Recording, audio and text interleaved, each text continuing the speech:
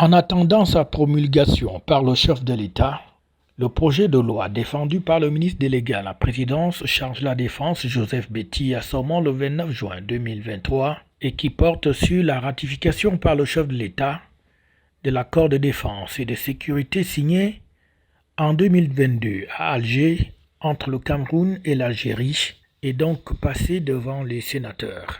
Un projet de loi d'une importance capitale comme l'a du reste souligné la plupart des sénateurs.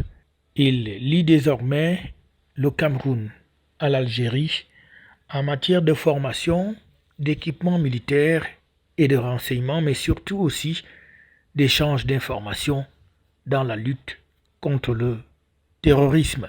C'est-à-dire que si l'armée camerounaise est en train de déloger des Boko Haram d'un camp ou d'une position sur notre territoire, la convention, les accords qui ont créé la FMM nous permettent d'entrer sur le territoire du pays où ils veulent aller se réfugier. Évidemment, la charge pour nous d'en prévenir et d'obtenir, n'est-ce pas, le OK du pays aux voisins concernés. Boko Haram ne fabrique pas les armes.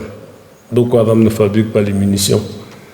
On doit bien se demander d'où continuent à venir ces armes et ces munitions. Et c'est là l'intérêt des coopérations comme celles que nous engageons avec des pays comme l'Algérie et d'autres. Parce que sans renseignements affinés, les opérations militaires ne peuvent pas atteindre pleinement leurs objectifs. Donc nous avons intérêt à travailler avec ces pays, avec l'Algérie. Joseph Betty Assomon, comme à son habitude, a apporté des éléments de réponse à toutes les questions qui lui ont été posées par les sénateurs. Sortant un peu du cadre de cette loi, le ministre délégué à la présidence chargé de la défense est revenu sur la situation sécuritaire au Cameroun, notamment sur les différents fronts que sont la lutte contre Boko Haram dans l'extrême nord ou encore la situation dans les régions du nord-ouest et du sud-ouest où l'on enregistre une accalmie progressive. La situation au nord et sud-ouest, la situation est en train de se stabiliser. La stabilisation est réelle, elle est effective, parce que beaucoup de ces conceptions administratives, il y a 5 ou 6 ans, on les colorait en rouge. Aujourd'hui, nous avons des zones vertes, elles sont nombreuses, elles sont même majoritaires actuellement au nord et sud-ouest, où l'activité et la vie ont repris. On a encore quelques zones oranges et puis quelques points rouges qui subsistent et sur lesquels les armées et les forces de défense et de sécurité en général sont en train de mener des opérations très intenses pour, n'est-ce pas, ramener la paix dans les esprits et dans les cœurs.